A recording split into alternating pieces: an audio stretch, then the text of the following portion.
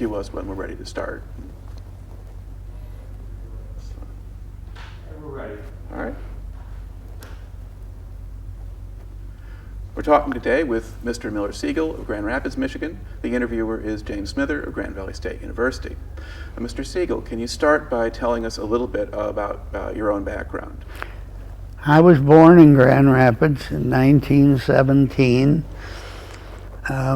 My father and his father had been in the jewelry business in Grand Rapids and had stores on Monroe Avenue. Is the Siegel Jewelers that still exist? Oh yes, Exactly oh yes. We're still in business. My sons are the fourth generation, which are running the business. I went to Ottawa Hills High School, graduated in 1934. My mother died very young in 1932 at age 36.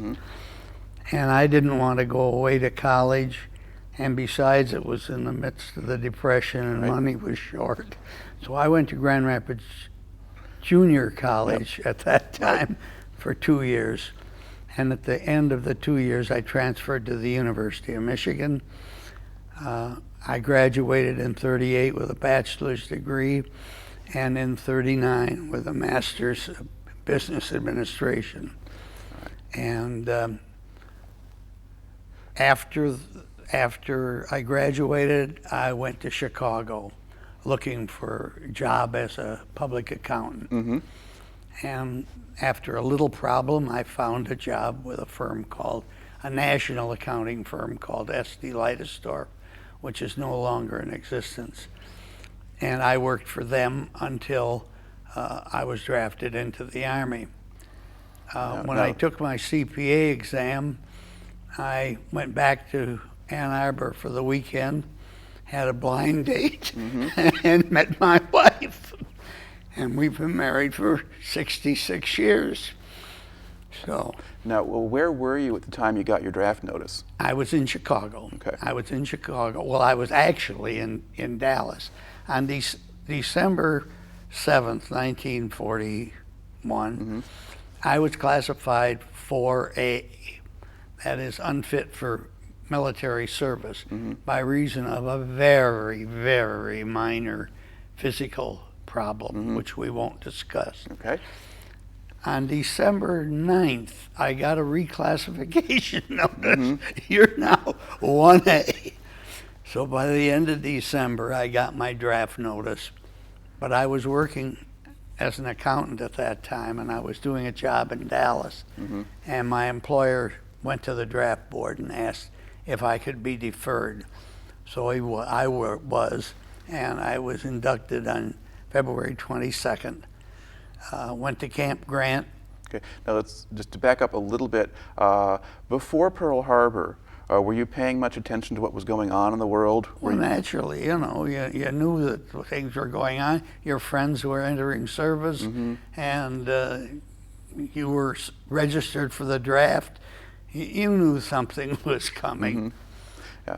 Okay. Okay. So you figured sooner or later that might catch up with you thinking about that sort of thing. Well, I was sent to Camp Grant, and I was fortunate, I guess, in being assigned to the Air Corps. This was part of the Army at that time, before the Army Air Force, which was post-war. And I just was at Camp Grant for a day, and I was transferred to Shepherd Field, Texas, for basic training. Now, where in Texas is Shepherd Field? Shepherd Field is up in the Panhandle. It's not very far from Oklahoma. In fact, the classic story was that the wind blew all the dust across Shepherd Field up to Oklahoma, and then it turned around and blew it back. And it was not a real pleasant place. But I didn't have a hard time. I did basic training. We were paid the munificent sum of $21 a month, with which we managed to get by. I was fortunate. I didn't smoke. So my needs were few. Yeah. Now, did your basic training include a lot of physical conditioning and marching and that kind of thing? It included marching. We did calisthenics. We did close order drill because there weren't many guns for the people that had to need them. We were issued old style, heavy, I forget what they call them, but they were The World War I type rifles? yes, Yeah, and yeah. before they were miserable. They were heavy, they were dirty. Right. You had to take care of them. But after I was in the Army a month or two, I applied for officers training, and I was accepted, but I was required to stay in the Army until I'd been there for 3 months before they would send me to OCS. I was then sent to OCS at Miami Beach, Florida, and spent 2 of the most miserable months of my life physically there. It was hot, it was humid, it rained, there was no air conditioning. You were in hotels on the beach, and there were German submarines offshore, and you had to keep your windows closed. The only time I was ever truly comfortable was when I was in the water, and I've hated Florida ever since. Other people go to Florida. You going to Florida? Not us. I've been a few times and I enjoyed it, but it's seared me. Now, what kind of training did you get down there? What were you doing? You went to class. All rudimentary things. Less than high school. I mean, it was when I was in Shepherd Field, there were people in my barracks that I had to read to because I had to write their letters. They were illiterate. Right. But here, everybody had at least a high school education. But it was compared to the University of Michigan, it was kids' play. Right. And so I passed. But in the middle of July, they were setting up a new school at Harvard called the U.S. Air Corps Statistical Officer School. The idea was one that was made by Tex Thornton and McNamara, who later became Secretary of War. And this was theoretically, and it worked, was a system to bypass, not regulation, to bypass channels. That if you wanted something done, if you needed some information, you'd call the stat officer at the other base. You didn't have to send it to your captain who sent it to the colonel who sent it to the general who sent it to somebody else, and it would take 3 weeks to get there. You picked up the phone and you talked to the stat officer at the other office. And the stat officers were in 2 areas. One was personnel and one was operations. I served mostly in operations. In any case, I graduated on September 13th as a 90-day wonder, second lieutenant. Got on the train, was assigned to Fort George Wright in Spokane, Washington. My fiancée and I had planned that if I was assigned to the East Coast, she'd come east and we'd get married. If I was assigned to the West Coast, I'd stop off at Chicago and get married. And that's what happened. I got to Chicago Sunday afternoon at 4:30, was married at 6 o'clock, and Tuesday morning got on the train for a 2-day train trip to Spokane, Washington, where we had, you might say, a honeymoon at the expense of the government in the Hotel Spokane. I used to have to go out to Fort George Wright every morning and say, anything today? And they'd say, nope, come back tomorrow. And then we could do whatever we wanted. Okay. Now, what sort of facility was George Wright? I mean, what was there at the time? It was just an administrative business. They didn't do anything much. They took the ones that were assigned to them and reassigned them where they were needed in the, I think it was the 2nd Air Force, now that I think about it. I think that was the 2nd Air Force. And they were, at that time, training bases for heavy bombers, which is what I was assigned to, were springing up all throughout the West. Right. There were all over. So I was sent to Casper, Wyoming to open the base there.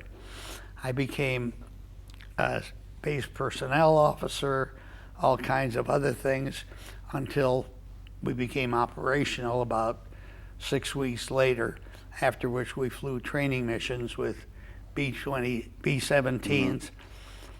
We lost a few planes to the mountains. My job was to keep track of the planes, find out where they were when they landed, whether they were ready for operations and whether they were ready to go. And Casper was a lovely town. The whole town people couldn't have been nicer.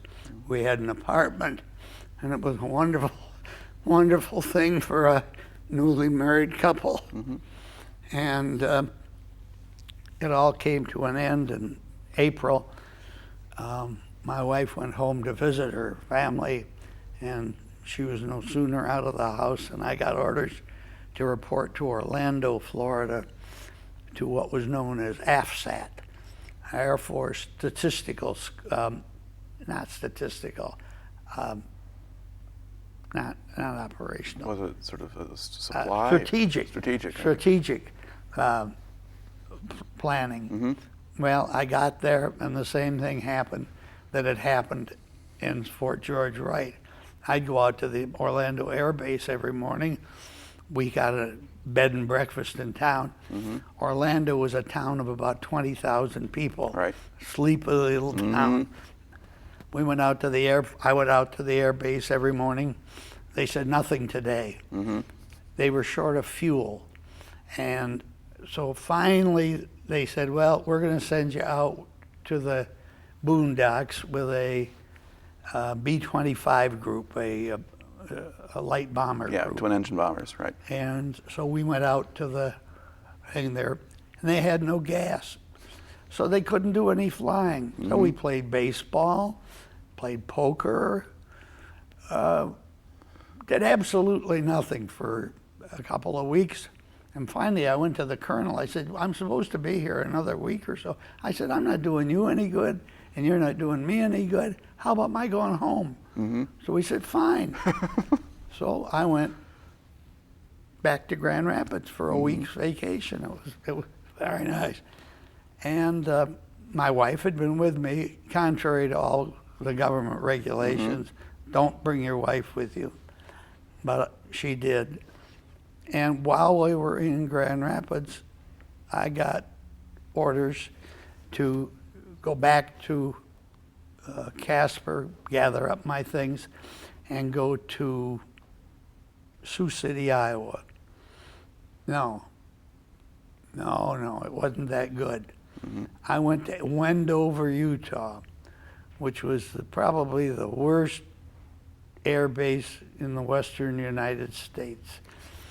It's 150 miles due west of Salt Lake City. You go through the salt flats, you come to the mountains, and there's Wendover. It was a switching station where they put locomotives on to take the freight trains over the mountain. That was the only reason for excusing. And it was on the Nevada border. There was a casino in Nevada across from the base. Well, there was no place for my wife, but I persisted. I went and looked for a place. I finally found a room. We had a tar paper shack with a lean-to, which had a double roll-away bed that was very cozy. The arms were up on the side, and you rode to the middle. There was a dresser, one electric light bulb, and a shower in the corner of the room. And I sent for my wife. She came, couldn't figure out what it was. We were there for 6 weeks, and we had all of our meals at the officers' club on the field. It was walking distance to the field. And we flew B-17 bombers. I think that was the 317th Bomb Group. Okay. Then I was transferred from the 317th Bomb Group to one in Sioux City, Iowa in August. And that was quite nice. I had an apartment in town, but we were only there 30 days. And then we were sent to Kearney, Nebraska. Again, we found an apartment, and the town was miserable.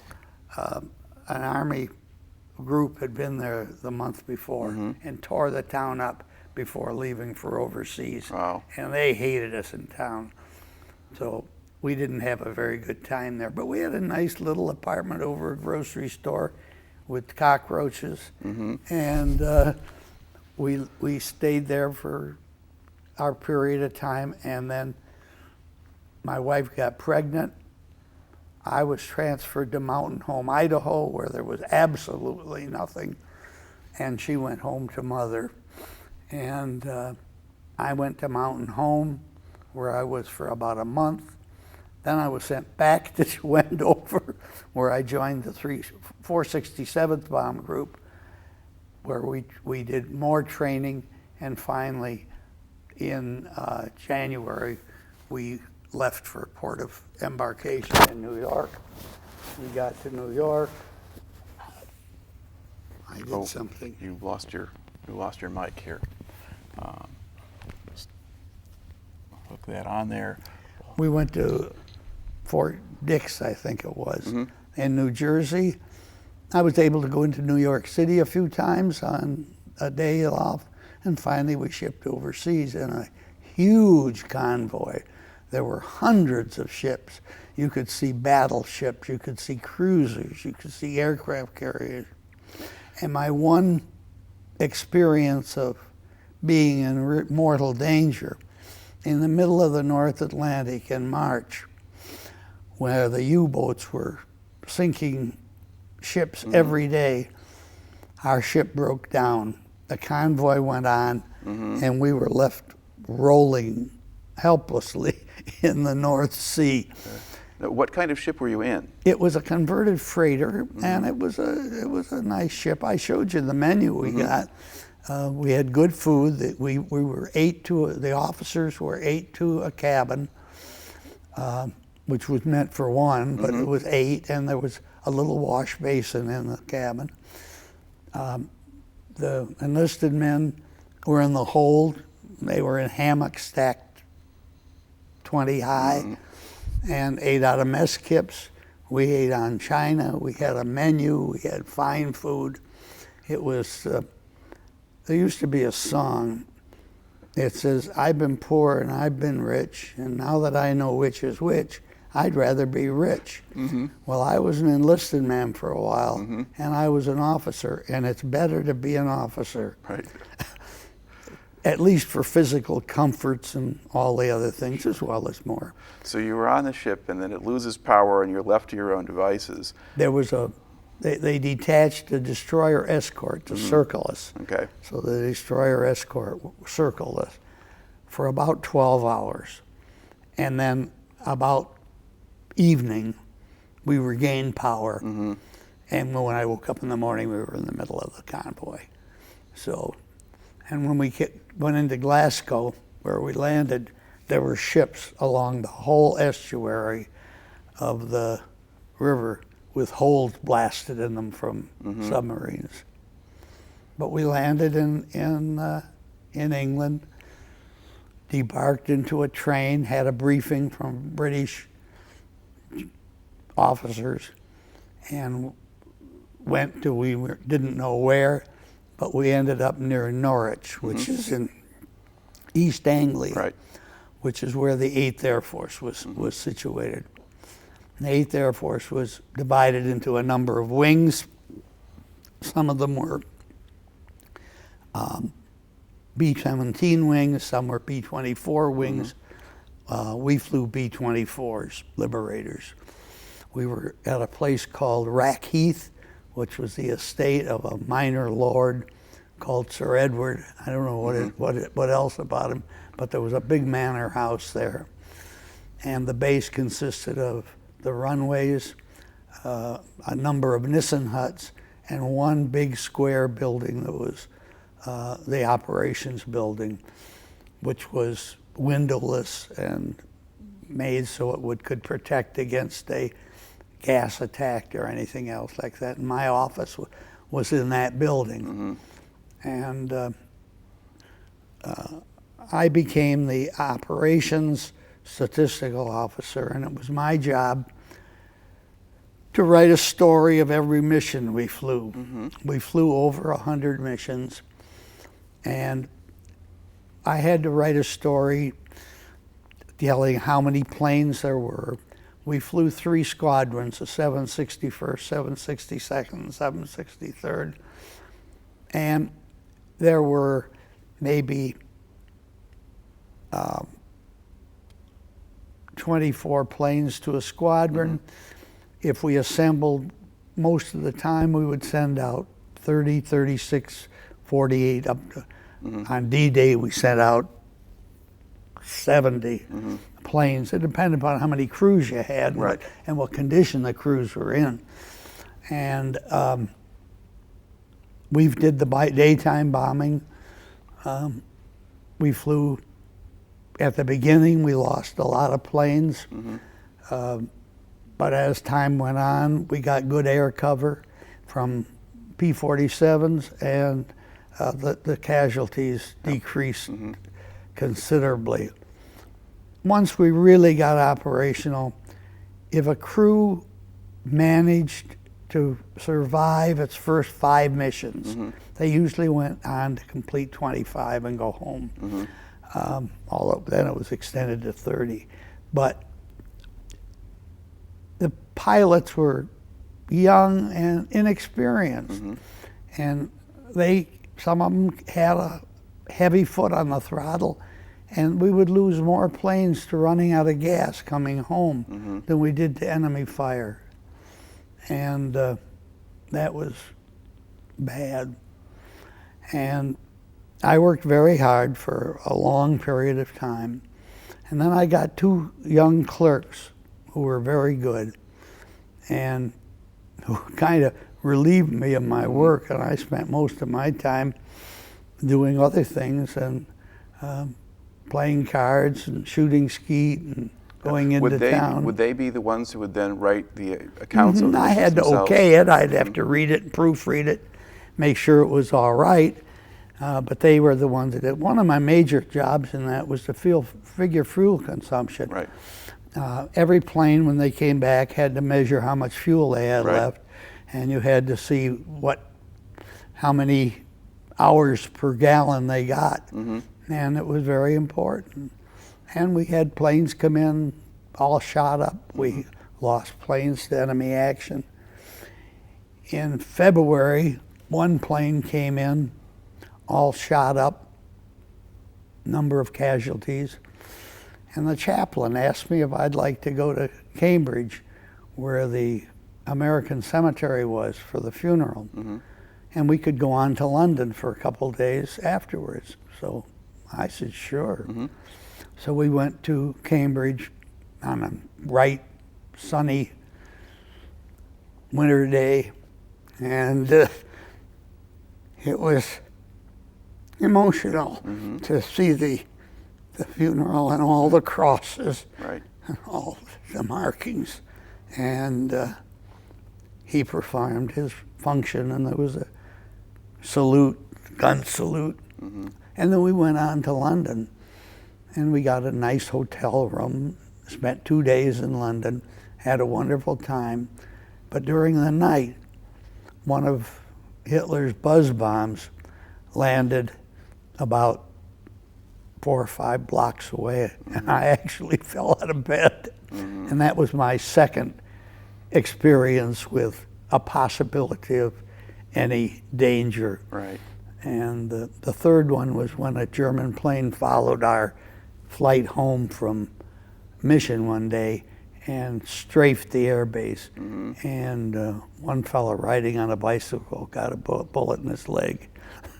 But that was my danger. When we first got there into the base, this was at the height of the Germans' blitzkrieg of bombing London. And every night the planes would come over, the sirens would start, the searchlights would go on up in the air, and we'd run out into the bomb shelter, which got pretty stale after about a week, and pretty soon nobody paid absolutely no attention to the air raids or to the thing. I never saw a German plane shot down, but I saw them in the crisscross of the thing. And when the flights went out, the ground would rumble. There would be 1,000 planes in the air, and if it was a clear day, there would be contrails crisscrossing. And what they did was they assembled over what were known as beacons. There was Dasher 3 and Land's End and these others, and the wings. The wings would assemble over that and go over in formation. Then they bombed in formation, and only the lead plane did actual bombing. They dropped their bombs, and everybody else dropped their bombs where they did. And then when they came back, I got the strike photos, which were the pictures of the things after the intelligence officers and the photo intelligence had plotted where they hit, how far off the target we missed. And of course, sometimes you went and did radar bombing where you didn't have any strike photos. I've given away most of them, pictures taken in the air of the bombs falling from the planes, and some of those, it was very interesting. Now, that's part of what you would have to do when you're writing the account of things. Did you also have to kind of list the planes that were lost and the crews that were lost and this kind of casualties thing? Was and how did important. you get that information? From the briefing officers. Most of the time, the planes came back around 5, 6 o'clock. I'd go to dinner. I'd go to work about 10 o'clock at night. I'd go meet with the briefing officers and get their stories and get the stories of what happened and what the enemy action. I had to report whether there was fighter, whether there was flak, whether there was whatever there was. And we prepared a regular booklet which went to headquarters that was bound and so forth. And it had all the pertinent information, how many planes went out, how many planes came back, how many people were injured, and so forth. And sometimes the planes would, there was a place not too far east of us where there was a great big long runway where a plane that was in damage could land and come in without worrying about it. But otherwise they landed one a minute. And they came back, they didn't have much petrol, and they were anxious to get in. And it would be, you always waited for the returning flights. But about 2 in the morning, I'd finish, 3 o'clock, I'd go to the combat mess where they were getting ready for the next day's flight and get eggs for breakfast, which I didn't get at the mess hall because they saved those for the combat troops. And I'd get to bed at 4 o'clock, wake up at noon, 1 o'clock. Again. Now, you're there through the spring of '44. Now, over the course of that time, the High Command switched targeting for a lot of the bomber groups into attacking the transportation systems across France and into Germany. Well, a lot of that came after the D-Day. Well, the transportation plan proper was in effect well before D-Day. Now, they did a lot of it with medium bombers and fighter bombers and things. Most of the heavy bombers didn't do that. When the weather was too bad to fly to Berlin or Stuttgart or one of those targets, we would fly it to what were known as no-ball targets. A no-ball target was along the coast, and it was the launching pads for the V-1 and V-2 ballistic missiles, really what they were. And we knew about those, and we also did bombing over at, I can't remember the name of it, where they did their nuclear investigation. It was over near Poland. Yeah, near the Baltic, at Peenemünde or someplace like that. That's right. and Peenemünde, and but we would bomb those, and of course those were great. You if you were a pilot, there was no danger. You got another mission toward your missions to come home. So they didn't have flak defending those places? Right? They didn't have anti-aircraft fire in those Not places? much. Okay. And if they did, you flew high enough so it didn't really matter. And the anti-aircraft didn't reach all that high. I mean, most of it. There was some that did, but most of it didn't go that high. And then, of course, D-Day came. We knew something was up. And about 10 days before D-Day, we were restricted to base. Base was closed. I was issued a revolver, which I had to carry. I hated it. And on D-Day, we flew 3 sets of missions in support of the troops. And I just finished reading some of my letters about the later Battle of the Bulge, when we could finally, when the weather lifted, and we could bomb the transportation and the roadhead. But on D-Day, that's what we did. We came in low. They didn't fly at 20,000 feet. They flew at 10,000. But you bombed rail centers and so forth. There was a sign in the briefing room. It says, you can have good brakes and a lot of traction, but a train can't take evasive action. And that was part of it. They did that. But after that, and after the Bulge, when things were going well, I got extremely bored and extremely restless. As I said, I'd been shafted for a promotion. There were two stat officers. One was entitled to a captaincy, but there were ways of getting them both captaincies. And Griggs got the captaincy, and I had an anti-Semitic colonel, and no matter what I did, I couldn't. Did you encounter much anti-Semitism in the Army, or just not here much and there? at all. Not much. Just this was about the only bit that I did. It was otherwise the people were all very nice, and I associated with some very high class officers and some of the flight crew. But our original flight crew had all left, and it got lonesome. The people you knew were gone, were dead, or gone home. And so I wanted a transfer, and I finally went to the colonel and I said, I want a transfer. And earlier he said, no, I can't spare you. But he was a bastard, but he was a smart bastard, and he ran a tight ship. He ran a good operation. The 467th was a efficient killing machine. It was a good outfit.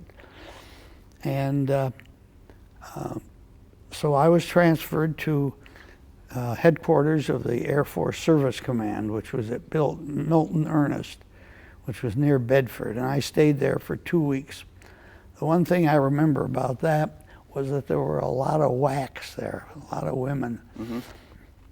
And I wasn't used to being in an outfit with women, and the language stayed the same. And maybe I'm a prude, but it bothered me. I just couldn't use the F word and all that thing with all the women that were there. Well, now, did the women use that language too? Oh, and how? But it was, so then I was sent to the office, I was transferred to Eisenhower's headquarters, the headquarters SHAFE, at the office of the fiscal director. And we were engaged in figuring out, I don't know why, but we were engaged in figuring out what we got in reciprocal lend-lease from the British and from the French.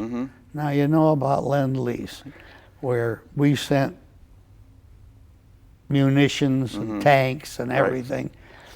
without getting paid for it. Right. They were on lease. Of course, they were going to get blown up. I don't think we expected to get them back. But we got lots of things from the British and from the French. For example, we got all our bread and our food came through the British commissary. If an American ran over a British citizen, there were reparations paid, and the British paid them, but it was charged to reverse lend-lease. If the airports needed some certain kinds of bombs or certain kinds of nuts and bolts, and we got them from them, this was all reverse lend-lease. Well, our job was to put a dollar figure on this reverse lend-lease to offset, offset the lend-lease. So when I went to Paris, I was stationed with a French family, a man and a woman, out on Avenue Colonel Bonnet. I took the metro, and the woman spoke. The man spoke perfect English. The woman couldn't speak a bit of English, but he was deaf. So he could talk to me, but he couldn't hear me. And I got reasonably proficient in French. I'd had high school French and a year of college French, and I managed to get along.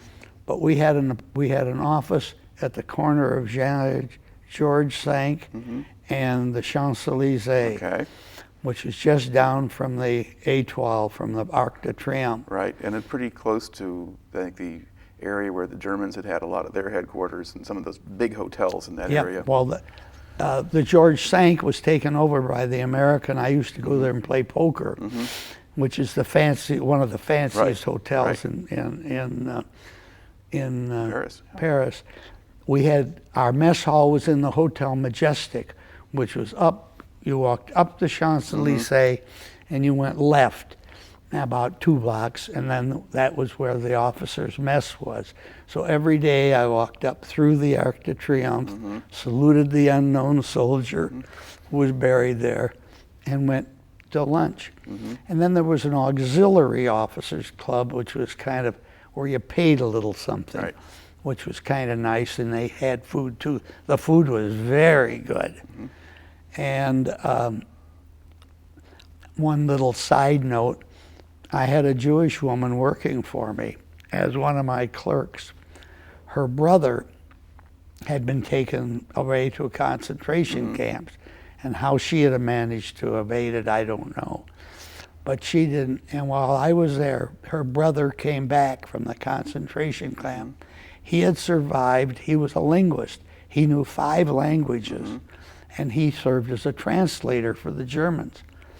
The French considered him a Quisling, a traitor. A collaborator, sure. A collaborator. And he couldn't come back to Paris. He had to move to a place where nobody knew him, because he lived through the war by that nation. But I was in Paris when the war ended in Europe, and that was some day. The cars, they turned the lights on, and the fountains started flowing, and the lights were on the Champs-Élysées and the Arc de Triomphe. It was a marvelous place to be on a wonderful occasion. And the next day was a holiday, and there was a parade down the Champs-Élysées with General de Gaulle leading, and I had a cat-sized seat from my office, and it was very nice. And then about the middle of July, I was transferred to the same office in London, and I was given a billet on Harley Street, which used to be where all the fancy doctors lived. And the building I was in had been a doctor's office, and I had a nice single room there. The officers' mess was in the Grosvenor Hotel, which was on Hyde Park, was in the lower level, also very nice.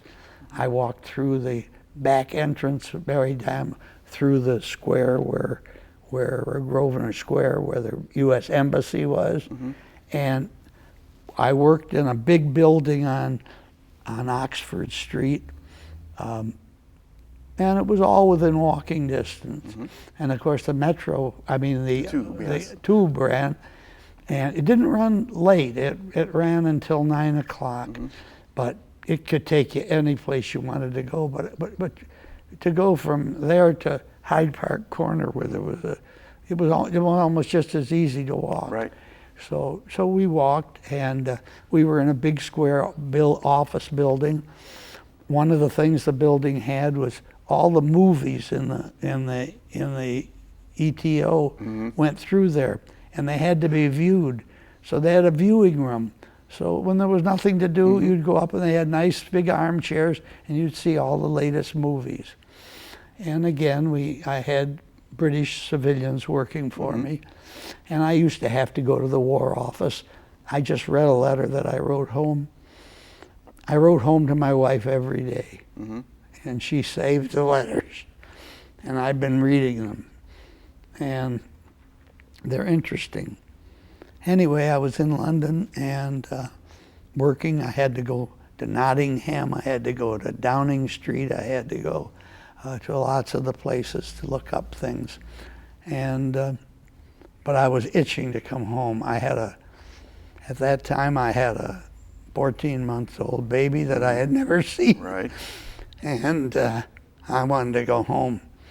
And but in August, I was able, end of July, no, in August, the colonel asked me if I would like to go to Marseille.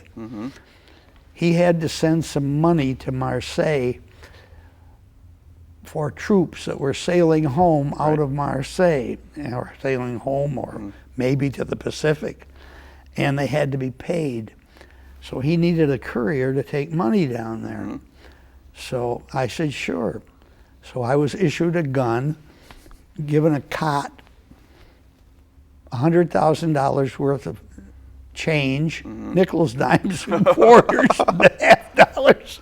So how heavy was that? It was very heavy, and I had to babysit it at night in a hangar at Heathrow on a cot.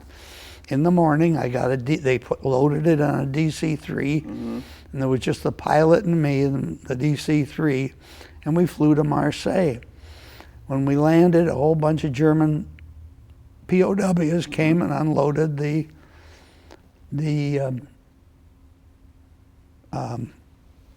loot. Right. And I had been told that if I wanted to, I could stay if I could get orders.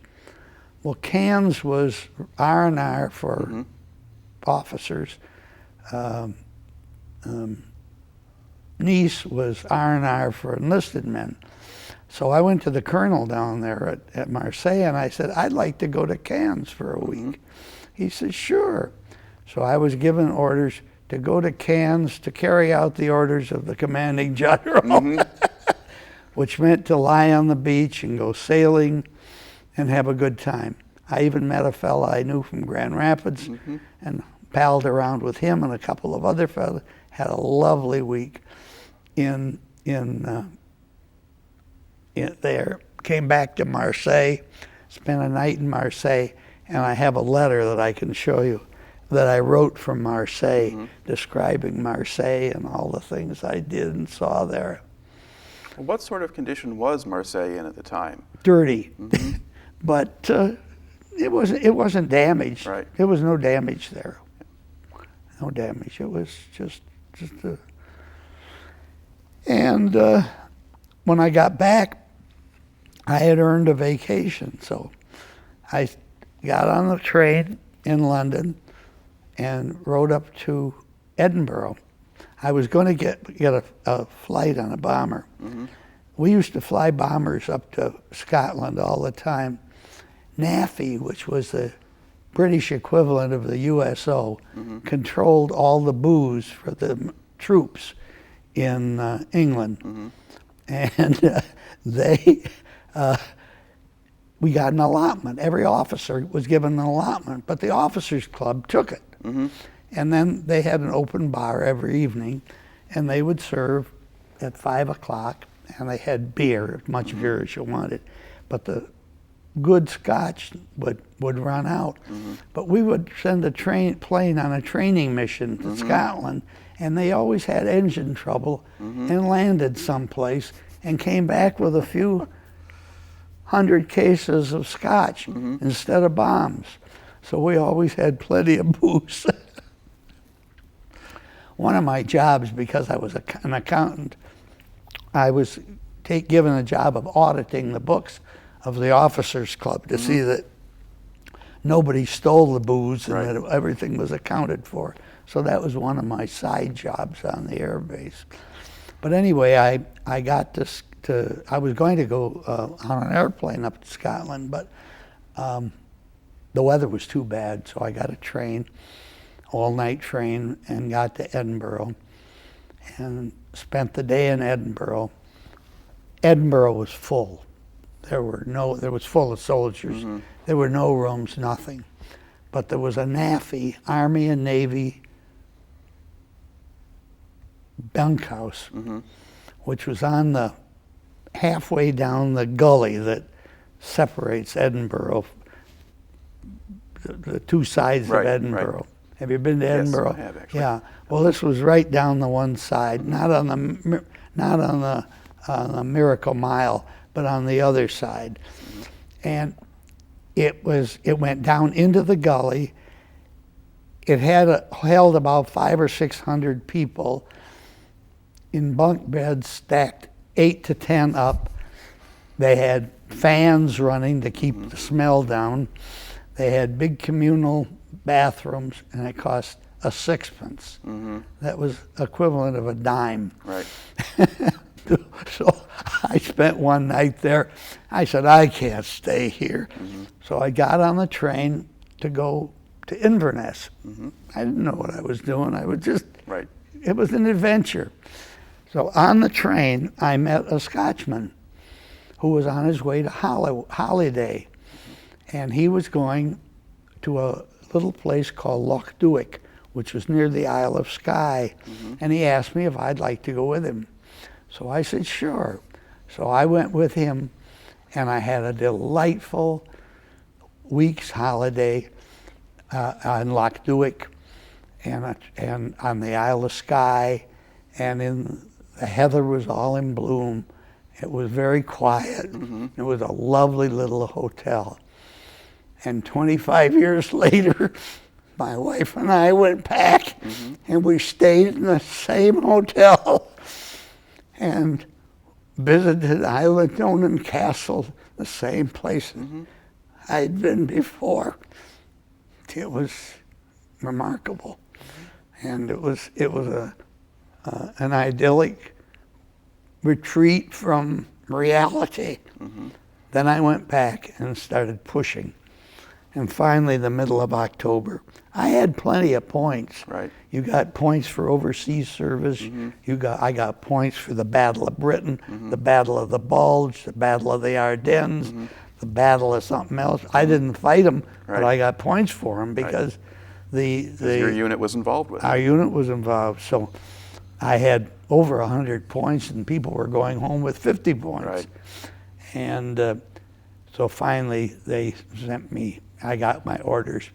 And then the Army, in its wisdom, instead of handing me orders to come home, I had to take a train, a boat, a train, go to Paris, take a taxi, go to Versailles, where the Message Center was, get my orders, take the taxi back to the train back to Dieppe, take the boat from Dieppe to Dover, the train to London, gather my things, take the train to Portsmouth, the boat to Le Havre, and sit and wait for a boat.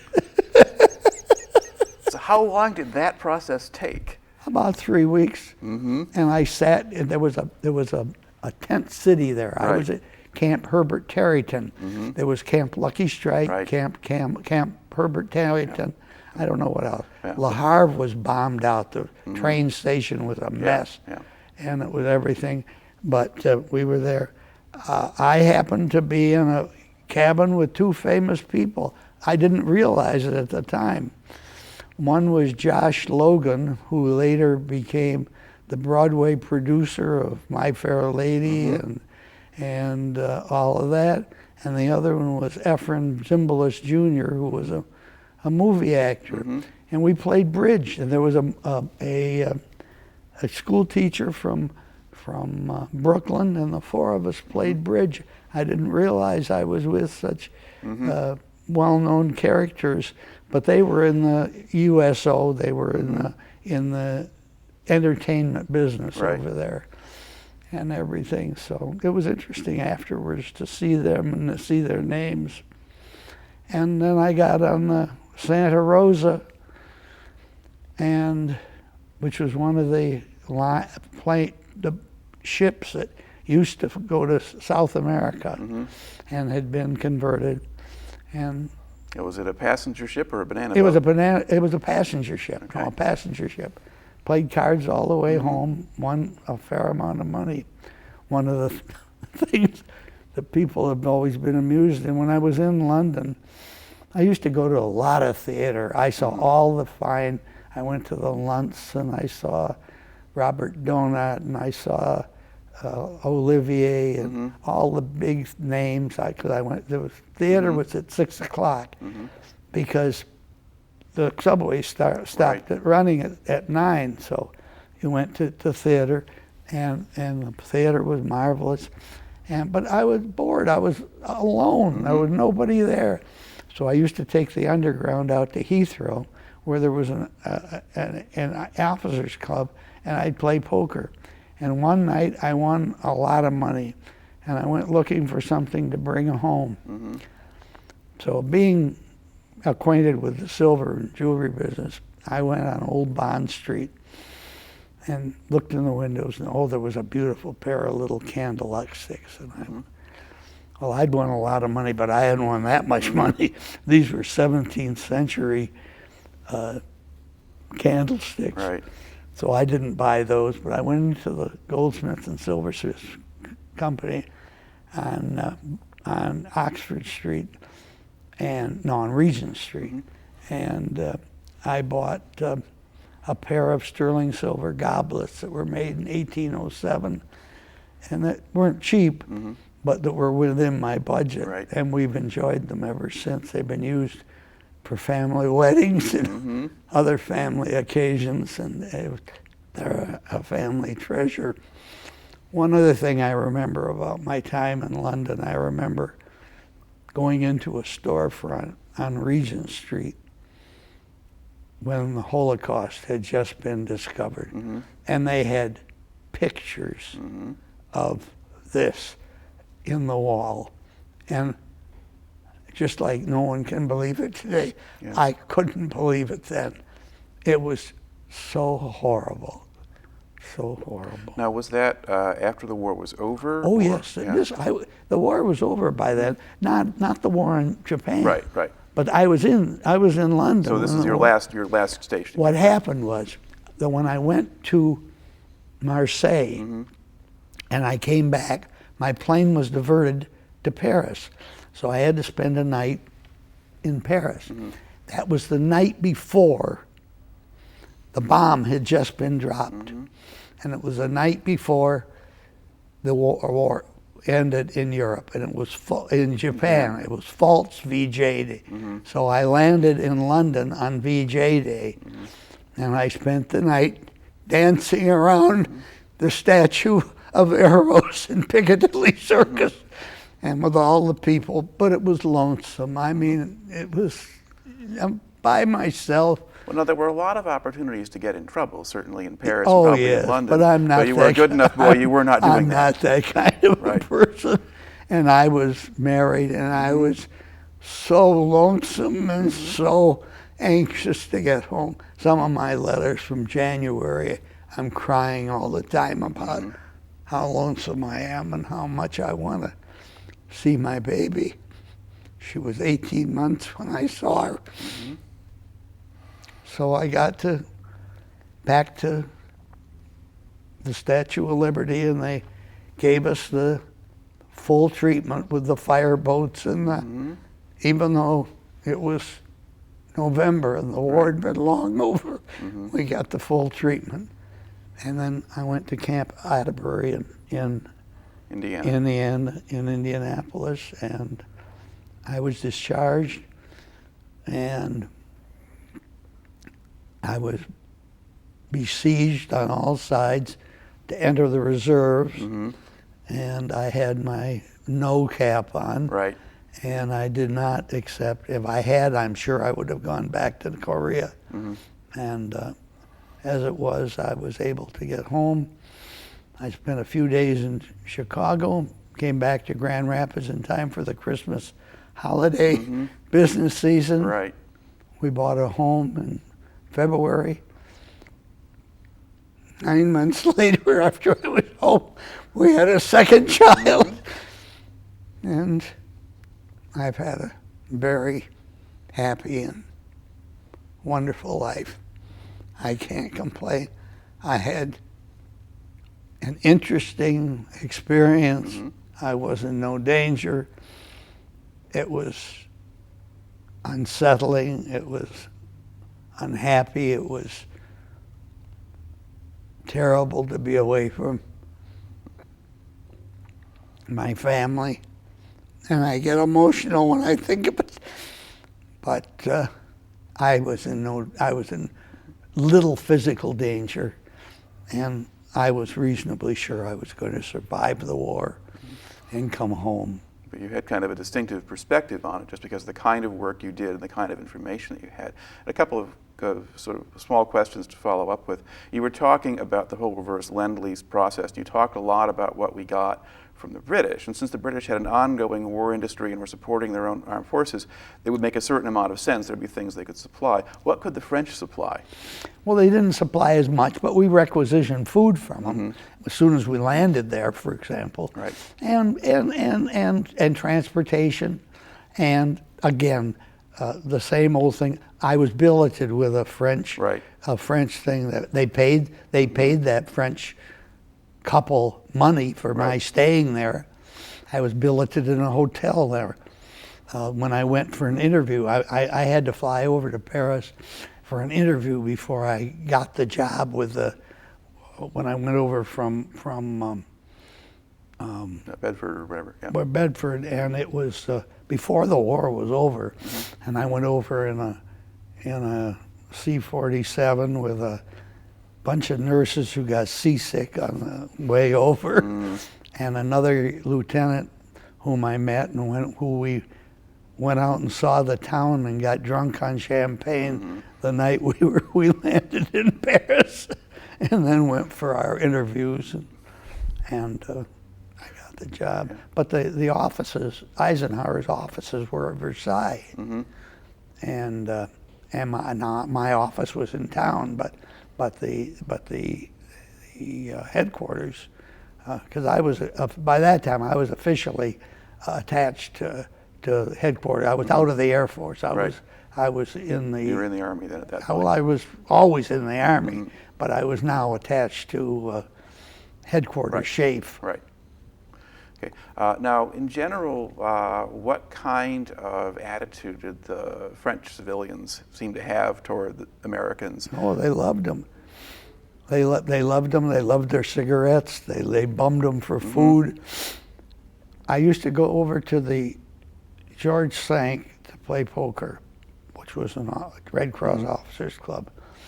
The guy with the best job in Paris emptied the ashtrays at the George Cinq because cigarettes were the commodity.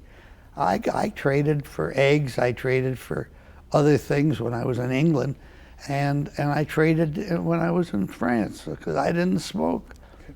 Now, when you were living in Paris, what was the neighborhood like where you were housed? It was apartment houses. It was very, very similar to an apartment in any big city.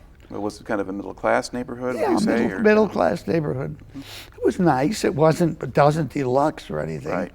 Now, were there a lot of servicemen staying around in that area, or were there I never relatively saw few? a lot of them. I mean, we were scattered. There weren't Mm-hmm. all that many Americans staying in Paris Right. at that time. Okay. But that would be a place where you could kind of notice what more ordinary people thought of you or whatever. Oh, yeah. Did they take you for granted pretty much? You Oh, were yeah. Just somebody living there, Yeah. and they knew what you were. Yeah, and you'd walk, and I took the underground. Every place, the underground in Paris and in London are so wonderful, and so easy to get around with. The Paris one, of course, had what I considered the French national odor, equal parts garlic, perspiration, and perfume. You left out urine, which was the other one that Well- shows up in a lot of places, particularly in some of the tunnels. Yeah. But, well, of course, in London, when they were there in January, the underground was a bomb shelter. And there were bunks. You went down into the underground, and there were beds all over. And Now, did the British people have a different attitude toward Americans than the French, or was there? no, it was pretty much. I can't tell you, when Roosevelt died, I walked down the street, and if one Briton came up to me and said, "We're so sorry," 100 came up to me and said, "I want to express our regrets, the death of your president." What was your own reaction to the news? Did Well, it have much effect on you? Or? It was devastating. Even though when you'd seen him on pictures before, he was walking dead. Yeah. Yeah, he was not in very good shape in the particularly later stages of the war. But, well, of course, being in West Michigan, I do talk to a fair number of people who were always Republicans and consequently didn't think that much of him. But certainly in London, that's a place where they would really They notice. loved him. I mean, he and Winnie, they were the two. And All right. Now we kind of was going to conclude here with that. We get you back home. You go back into the jewelry business and stay with that. And you've talked a little bit about what the overall experience was like. I mean, having gone through all of that, would you say that it was worth it? That it was a valuable thing to have done? well, of course it was, and of course it was a thing to do. Yeah. I know the people that stayed home of my age were always kind of a little looked down upon. Those that didn't go in for one reason or another. You just took it as a matter of course. It was your duty. You were going to do it, and you wanted to do it. Do you think it sort of changed you in any way, either how you looked at the world or dealt with people or anything else? Oh, I think it must have. It must have. Certainly saw things you would not have seen otherwise. Oh, and yes. all kinds of We've traveled rather extensively since then. I've been very fortunate in order to do that. And then we've been back to Paris a half a dozen times and to London a half a dozen times. And it was quite a sentimental journey out to Rackheath. And it was certainly a sentimental journey up to Loch Duig. Right. We went out and picked blackberries, the same as I had done 25 years before. It's good when some of those things can stay I the same. asked them if they had my a